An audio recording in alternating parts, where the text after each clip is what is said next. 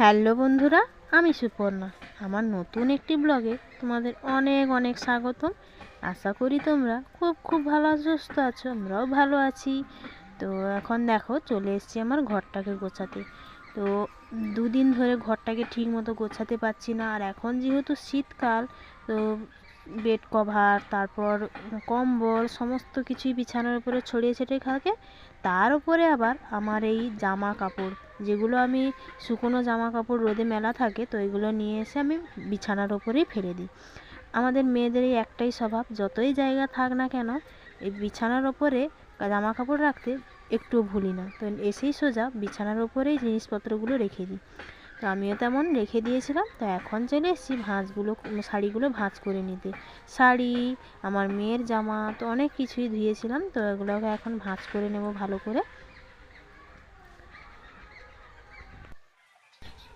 তো আর এই যে ব্লাউজগুলো 3-4 রকমের ব্লাউজ, তো এইগুলোকে এখন আমি যেগুলো ভালো সেগুলোকে আমি গুছিয়ে দিচ্ছি।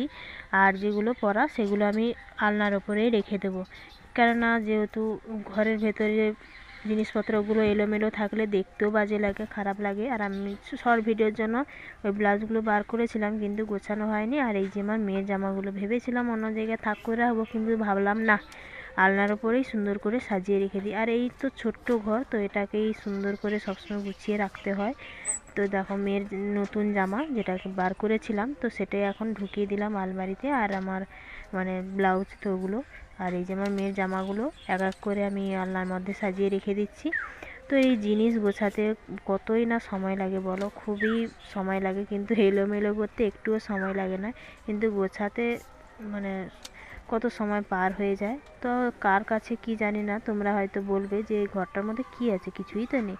আমার কাছে না এইটুকুই আমার কাছে যথেষ্ট। কেন বলো তো, মানে কি বলো তো, আমার কাছে তো এইটুকুই, আমি সুন্দর করে যতটুকু আছে সেটুকুই আমি সুন্দর করে গুছিয়ে রাখতে ভালোবাসি। আর এলোমেলো জিনিস আমার একটুও পছন্দ হয় না। তো এই জামা কাপড়গুলো বিছানো হয়েছিল, আমার পুরো চোখের অসহ্য লাগছিল। তো আমি কোনো রকমে গুছিয়ে আমার বিছানাটাকে পরিষ্কার করলে আমার মনে একটু শান্তি পায়। বিছানা পরিষ্কার থাকলে দেখবে মনটাও ভালো থাকে। তো দেখো, আর এই শাড়িটা বার করেছিলাম ভিডিও করব বলে, তো গোছানো হচ্ছিল না। তো এখন আমি দেখো গুছিয়ে নিচ্ছি ভালো করে, দিয়ে আলমারিতে তুলে দেব। আর এই যে যেই জামা কাপড়গুলো আমার পরা জামা কাপড়, তো ওগুলোকে আমি আলনার মধ্যে তুলে দিচ্ছি। আর এই একটা শাড়ি যেটা আমি বাজারে পরে গিয়েছিলাম, তো বলেছিলাম না যে যত জিনিস হোক না কেন আমার খাটের উপরে রাখতেই হবে। তো নিয়ে এসে মানে রেখে দিয়েছিলাম, কিন্তু শাড়িটা একটু ভাঁজ হয়ে গেছে। যাই হোক, ভালো করে গুছিয়ে আমি রেখে দিচ্ছি। তো এটা বাজারে যখন যাই ওটা পরে যাই শাড়িটা। তো এটাকে এখন ভালো করে গুছিয়ে নেব। তারপর দেখো মশারিটা খুলে তারপর আমি ওই ক্লিপ দিয়ে আঁটিয়ে রাখি। ক্লিপ দিয়ে আঁটিয়ে রাখলে না দেখতে খুব একটা ভালো লাগে না, তার জন্য আমি এইভাবে গুছিয়ে রেখে দিই। আর পর্দাটা সরিয়ে দিলাম। আর এই যে জানালাটা দেখতে পাচ্ছ ইট দিয়ে ঘেরা, তো এটা এভাবেই আছে প্রথম থেকেই। তো আমরা আসাতে আর নতুন কিছু করিনি, তো এভাবেই আছে। তো আমাদেরকে তো এই বাড়িটা আবার ছেড়ে দিতে হবে, তার জন্য আমরা জানালাটাকে আবার অন্য কিছুভাবে করিনি, যেভাবেই আছে সেভাবেই আছে। তো আমরা আর কিছু করিনি। আর এই যে দেখো এই পুতুল, এই মানে ছোট ছোট বালিশ, তো এইগুলোকে তুলে নামাতে আবার উঠাতে কতই না কষ্ট হয় বলো তো। তো আর এই যে বালিশের কভারগুলো বার করে নেব, প্রচণ্ড নোংরা হয়েছে। তো এখন আজকে ধরতে পারবো না, যেহেতু কালকে বৃহস্পতিবার আছে, তার জন্য কাল ধোয়া হবে না সার্ফে। তো এখন আমি এগুলোকে রেখে দেবো, পরের দিনকার ধোবো আর কি। আর ওই পুতুলটা নাও ভীষণ নোংরা হয়েছে, ওটাকেও একদিন ধুতে হবে। তো এখন ধোবো না, পরে একদিন গিয়ে ধোবো। তো আর এই বেড কভারটা গুছানো হয়েছিল, তো এটাকে এখন পাচ্ছি। আর এই বেড কভারটা আমার এত ভালো পড়েছিল, এত ভালো পড়েছিল, মানে 1 বছরের বেশি হতে যায়, কিন্তু বেড কভারটা কোনো কিছু রঙও ওঠেনি, কিচ্ছু হয়নি, খুবই সুন্দর হয়ে আছে। তো বেড কভারটা আমার খুব ভালোই পড়েছিল। আর এত বড় না, খুবই বড়। তো আমার এই বেড কভারটা আমার খুবই ভালো লাগে। আমার মামার কাছে গিয়েছিলাম, তো ওখান থেকে আমি মানে টাকা দিয়ে নিয়ে এসেছিলাম। তো আমি ভাবলাম একটা শাড়ি নেব, কিন্তু শাড়ি নিইনি, বেড কভারটা নিয়েছিলাম। আর আমার বেড কভারটা খুবই পছন্দের, জানো তো, খুবই ভালো লাগে আমার।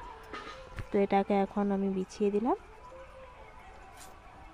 তারপর এই যে বালিশের কভারগুলো এখন পরিয়ে নেব। তো ওই বড় বড় বালিশগুলো আমার মাথায় দিচ্ছি না, আমার বর থাকলেও মাথায় দেয়, কিন্তু যেহেতু নেই তার জন্য দেখো আমার মা মেয়ে যেহেতু থাকি তার জন্য এই ছোটো ছোটো বালিশের কভারগুলো, ছোটো ছোটো বালিশগুলোর কভারটা আমি পরিয়ে দিচ্ছি আর কি। আর আমার যেই বেড কভার সেই বেড কভারের বালিশের কভার না হলে আমার একদমই ভালো লাগে না।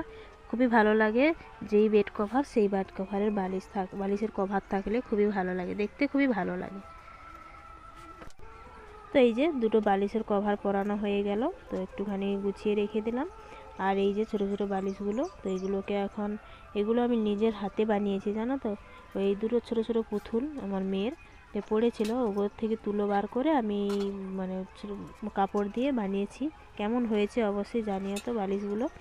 আর এই যে বড় বালিশগুলো পায়ের কাছে রেখে দিচ্ছি, যেহেতু এখন এগুলো দরকার নেই তার জন্য বালিশ আর কোর বালিশটাও তুলে দিলাম। আর এই যে পাতলা কাঁথা, যেটা প্রথমে আমরা গায়ে দিই তারপরেই কম্বলটা গায়ে দিই, এটা এই বছরই বানানো জানো তো, আমি কদিন আগে নিজে একাই বানিয়েছি। তো এটা আমার বানিয়েছিলাম আমার বরের জন্য, কিন্তু ও নিয়ে যায়নি। আর এই যে কম্বল, এটা আমার মা মেয়ে এই দুটোই নিয়ে শুই এখন।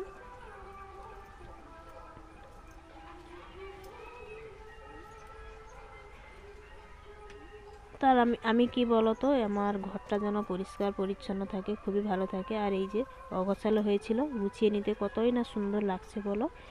তো আমার কাছে এইটুকুই আছে, এইটুকুই আমি সুন্দর করে গুছিয়ে রাখতে ভালোবাসি। তো কেমন হয়েছে অবশ্যই জানিও ব্লগ।